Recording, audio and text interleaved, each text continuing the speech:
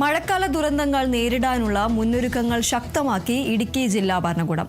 ഉരുൾപൊട്ടൽ ഉൾപ്പെടെയുള്ള അടിയന്തര സാഹചര്യങ്ങളിൽ രക്ഷാപ്രവർത്തനങ്ങൾ എങ്ങനെ ഏകോപിപ്പിക്കാമെന്ന് വിലയിരുത്താൻ വാഴത്തോപ്പിൽ വിപുലമായ മോക്ക് ഡ്രില്ല് സംഘടിപ്പിച്ചു.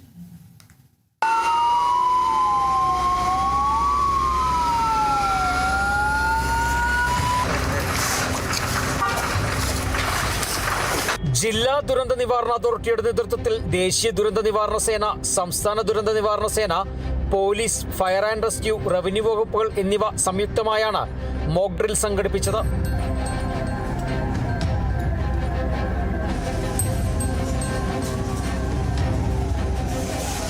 വാഴത്തോപ്പ് പഞ്ചായത്തിലെ ചെട്ടിമാട്ടേൽ കവലയിൽ മണ്ണിടിച്ചിലുണ്ടെന്ന സാങ്കല്പിക സാഹചര്യമാണ് പരിശീലനത്തിനായി ഒരുക്കിയത്.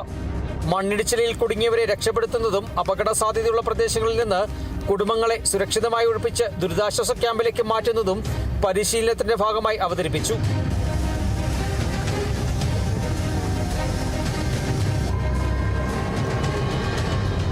രക്ഷാപ്രവർത്തനത്തിനായി JCBയും ആംബുലൻസും വിന്യസിച്ചു.